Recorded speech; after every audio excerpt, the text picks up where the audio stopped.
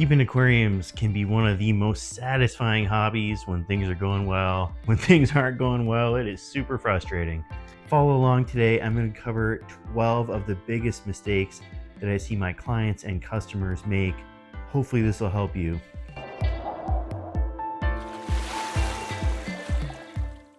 What up, fish friends? My name is Michael. I own an aquarium cleaning business, and I've worked at plenty of fish stores through the years. I'm basing these 12 issues in today's video off of my past experiences with customers and clients. I know that these are topics that people struggle with or don't even consider when they're buying their first aquarium. So follow along today. Hopefully they help you. If you're a seasoned aquarium keeper, this might not be the video for you.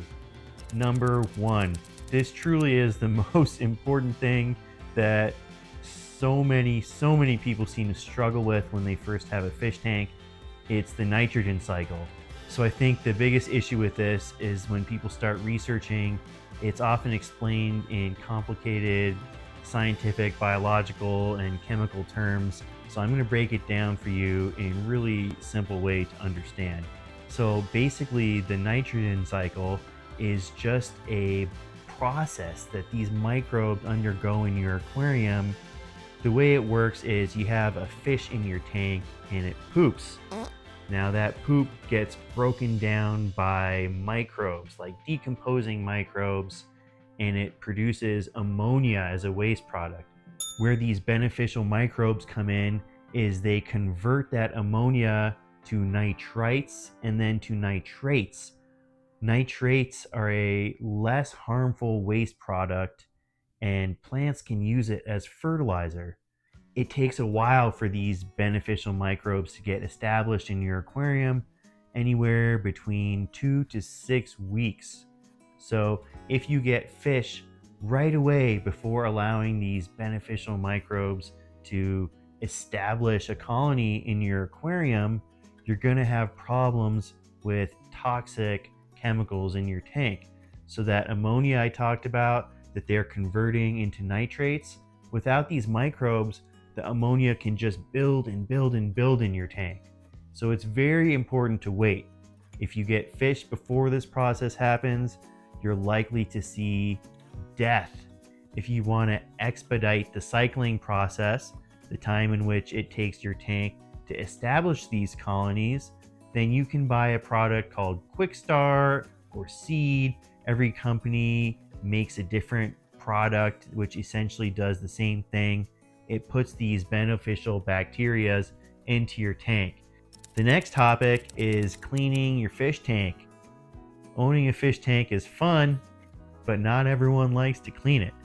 Cleaning your tank is super important because it removes a lot of waste compounds from the water column. So really all that happens, besides the fact that your tank isn't fun to look at when you don't clean it, is that these waste compounds build up and it can be toxic to the fish. Some other things to think about is that if you're not cleaning your filter out, it's not going to be trapping like the suspended particles in the water column. That's going to make your tank look kind of crummy. And then there's also no point in running a filter if you don't clean it, because it's not able to trap any more debris. So make sure you stay on top of cleaning your tank. Usually every 2 to 4 weeks is a good point for most people. Not doing the research on fish can be a big mistake. It's fun to go to the fish store and see something cool and new and decide that you want to get it, but in my opinion, you should always have a plan before going into the fish store. I personally don't even like to bring in my credit card because I know I'm going to go out with more than I planned on. So do a little bit of planning, think about what type of fish you want in your tank, and then go to the store looking for those fish. If you buy fish that aren't compatible, then it's likely that one will outgrow the other and eat it, or it will pick on the other. Some fish need to be in schools. They're very shy fish, for lack of better words, and if you keep one of them, they'll get lonely, I guess, and stress out and will be susceptible to illness. Some fish actually don't do well when you keep them in groups. Some species will bully other fish of the same species, but be okay living with other types of fish. So it's a very, very dynamic field when you're looking at stocking your tank. And it's important to make sure that all your fish will get along. You can always ask the people at the fish store, they usually know a lot about it and they're happy to advise you on that matter. The next one is getting appropriately sized fish. I know that's pretty similar to doing research on your fish, but I thought I'd put this in as its own category because a lot of people are under this idea or misconception that fish will only grow to the size of the tank. And while that's kind of true, it's not a healthy mindset to be in for your pets. Let's say you buy a little goldfish that could end up growing to be about this big. If you put it in a little tank like this, obviously it's never going to grow to be this big because it's just not physically possible. That doesn't mean that the fish is going to live a healthy life staying dwarf and stunted. They should all have the opportunity to reach their full size potential. So make sure that you get fish that fit your size aquarium and you're not pushing the boundaries with that at all. Another pro to letting your fish grow out to its full size is it's going to display all of those vibrant colors and behavioral patterns. Letting them grow to their full potential is such a fun way to enjoy them. If you don't want to buy a big tank, then just keep small fish. There's so many beautiful small fish that are really fun to watch. People love to overfeed their fish, and this can be bad for a few different reasons. The biggest reason that I don't like to see people overfeeding is because it fouls up the water quality. Even if you have all these beneficial bacteria colonies that we talked about, they are probably not going to be able to handle tons and tons of food. You're going to get some ammonia spikes and extremely high levels of nitrates, which even large amounts of water changes are going to have a hard time compensating for. So, what exactly does overfeeding look like? If your fish aren't able to eat what you're feeding them in a 2 minute window and food is falling on the bottom of your tank, going uneaten, getting mold on it, that is overfeeding. Every bit of food that goes in your tank needs to be eaten. Most fish are fine eating once a day, and you can even skip a meal once a week. It's pretty good for them to kind of let things flow through their gut and clear out. Another downside to overfeeding, besides water quality, is fish can get constipated and experience a symptom called bloat. It may sound a little funny, but bloat isn't something that can be resolved by passing gas. Bloat is something that can actually kill fish. So make sure that you're not feeding them so much that they just look fat and obese after every meal. Using the right substrate is extremely important. So, if you're just planning on setting up a tank with some plastic decor for some really hardy species, then picking the right substrate isn't as big of a deal. But if you have a specific goal in mind, like you want to keep live plants, then you need to use substrate that provides those plants with the right type of nutrients. Or if you're doing an African cichlid tank, then it's a good idea to use some sort of substrate that buffers the pH in the tank. You can also think about substrate beyond the water parameter side of things, like a lot of catfish, Cory catfish, for example, will suck sand up and then spit it through their gills, like they filter it that way. And using a really fine sand will allow them to do that. If you have a really coarse, sharp sand, which is hard to see visually, you need to look at it under a microscope or a magnifying lens to see all these jagged angles, but that can essentially get stuck or scrape up the gills of a fish. Or Corys have the little barbels, in front, and it's such a cute part of watching these fish to have these little whiskers. But if you have them in really sharp sand, it's going to rip up the whiskers. Make sure that you pick the right type of substrate for the right species of critters that you have. Chasing water parameters is a full-time job. I see a lot of clients struggle trying to achieve exactly the correct pH, GH, KH, nitrates, blah, blah, blah. And that's going to drive you crazy.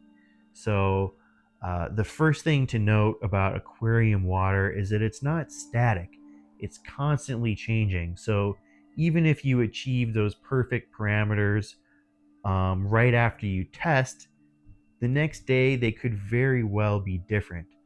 It's always good to have some sort of goal with regards to water parameters because we know that fish in the wild live with certain conditions and we want to replicate that in our tank to some degree, but we're never going to get it exactly the same. A couple things in particular that I look at are GH and KH because I live somewhere with really soft tap water. I like to add some minerals to the water, GH and KH, to boost that before going into my tank, and that kind of helps to regulate or maintain a stable pH. What I would absolutely advise against is using pH up and pH down. Dropping in chemicals like that is never going to help you get the exact water parameters you want. So make sure to check out this GHPHKH video that covers this topic in extreme detail because it is kind of complicated and not going to go into that right now, but just something to keep in mind that aim for a ballpark figure. Make sure that your water isn't full of pollutants like nitrates and ammonia, but don't beat yourself to death with pH, GH, and KH. Just try and get it close. Quarantining your fish can be a very good thing to do if you are struggling to keep a healthy tank. I'd say that over 95% of the deaths that happen in my clients' tanks happen after buying fish in that first 1 to 2 week window. And so, even a fish that looks healthy at the store can maybe get sick on the way home or get stressed out. And then, when it enters a new tank, the current tank inhabitants are picking on it and it gets even more stressed and develops an illness. And then that illness passes to everyone in the tank. So it's really a terrific idea to have some sort of quarantine or hospital tank. It gives you 2 weeks or 4 weeks opportunity to monitor this fish, make sure that it doesn't have any bugs or other issues that could potentially be transmissible to the inhabitants of your tank. Patience. Patience cannot be overestimated when it comes to keeping a fish tank. I've already talked about some things like cycling your tank and then doing the research to find fish. There's so many different parts of the hobby where patience is essential. Watching your fish grow big and mature. When you buy a fish at the store, it's likely going to be in its juvenile form and not show all the vibrant colors that it will eventually show. When you buy plants, they're going to be dwarf little stubby things and eventually will grow into big, lush colonies of plants. But every component of keeping an aquarium requires patience. What I tell clients when I set them up with a planted tank is this tank isn't going to come into maturity until roughly 6 months down the road. So make sure that you get your mind straight and are ready to exercise some patience. Even if you're a really rich person and you're hiring someone to set up your tank, there are some things that money can expedite, but at the end of the day, patience is the only way to achieve that awesome looking fish tank. A lot of people diving into the hobby think that spending big bucks on all the fancy equipment is going to help them set up a really nice tank. Truth of the matter is, a lot of that fancy equipment is really hard to use and can kind of backfire on you if you don't know what you're doing. For example, really strong lighting for a planted tank looks good if you know how to balance CO2, nutrients, and lighting, but if you don't do that properly, it's going to turn into an algae farm. Even using a canister filter or a overflow with the sump can be a little bit challenging for a first time aquarium owner. So I suggest that people just forego all that crazy expensive stuff, buy a used tank or go to one of your big box stores and get one of their kind of all in one aquariums and piece things together that way. Once you learn how to use the basic equipment like a hang on back filter or a sponge filter, then it's going to be a lot easier for you to kind of graduate to the next level. You know how to acclimate your fish, you know how to cycle your tank, you know how to do a lot of the things that I've talked about in this video, and you know what not to do as well. So I really can't stress that enough. I see so many people buy a ton of equipment for their first aquarium, and most of it just sits around. Same with fertilizers. You can spend money buying like your iron, your potassium, your calcium, your nitrates, phosphates, all that stuff, or you can get an all in one. Oftentimes, there is a long route in aquarium keeping and a short route, and it usually doesn't have to be the complicated way. Buying plants for a tank that's not set up for plants. A lot of people will get a very basic tank and then later on decide that they want to do plants and just get some and throw them in, and then they don't do well. They start to grow algae or deteriorate. Plants do have needs, and it's not that complicated, but if your tank isn't set up for them, then they're not going to do well. So just to lay it out for you really, really quickly, there's 4 basic needs for every plant. One of them is water, and if you got a fish tank, you got that covered already. The other 3, light. And so with light, you need to make sure that it's the right type of light, not the stock light that comes with a big box aquarium kit. That usually will not do so well. So you can either look at the spectrum or you can go for the color of light. Color is a little bit easier. 6500 to 7500 Kelvin is the color range of light that plants grow well in. If you have like an inert gravel, then sticking plants in there is not going to really provide them with much nutrients, and they're not going to grow to their full potential, if at all. Basically, you can get some sort of soil or root tabs. You can even use liquid fertilizer to give plants the nutrients they need, but nutrients are absolutely something that plants need. The last thing that plants need is CO2. And CO2 is a little bit controversial, unfortunately, in the aquarium world.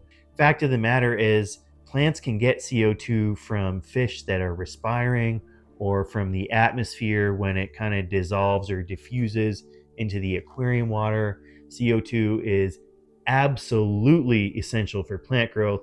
Whether or not you buy a cylinder and inject it into your tank, your plants are using CO2 if they're growing. So, anyways, that's a quick rundown of what plants need to grow. You can do a ton of research. I'll leave some links to other videos that talk about plant growth. But you gotta do at least a little bit of planning if you want to get some plants. Don't just willy-nilly throw them in your tank and expect them to do well. If they start to die, then they're going to rot, decompose, and your tank's going to start to look dirty. So if you're not prepared to grow plants, that's okay. There's plenty of nice looking plastic plants or SpongeBob decor, whatever you like. You can even set up a natural looking tank with fallen leaves, wood, and rocks and stuff, and not have any plants in there and still get a really cool aesthetic. Last but most certainly not least is, don't freak out when things go slightly wrong. 2 of the biggest things I see people freak out about are pest snails and algae. So your aquarium initially is just this synthetic box. It's completely sterile. There's no life in there. But then you start to buy some plants and some fish, and before you know it, you got some hitchhikers, snails and algae. And the funny thing about people freaking out about the snails is that they actually help to control algae. I actually love keeping little hitchhiker snails, bladder snails, or ram's horns in my aquariums because they are such good cleaners. and they're usually the first sign of life in my fish tank. There's no point in getting rid of them. If you have an overabundance of them, chances are that you're overfeeding your tank. And then the other thing, algae is going to happen sooner or later. We see all these incredible videos of epic fish tanks online, and people usually aren't zooming into their algae patches, but I guarantee that any of those tanks that have been set up for more than 6 months are going to have some signs of algae in them, even if it's very, very minor bits of algae here and there. What did I miss today? Are there any major mistakes that you've made that people should know about? Feel free to share your stories in the comments. I always love hearing about that. Thanks so much for watching. I appreciate your support for this channel. It means a lot to me because I do put a lot of effort in. If you want to continue to support my channel, check out some other videos, like, subscribe, all that stuff. All completely free ways to support my channel. Thanks so much. Until next time, see ya.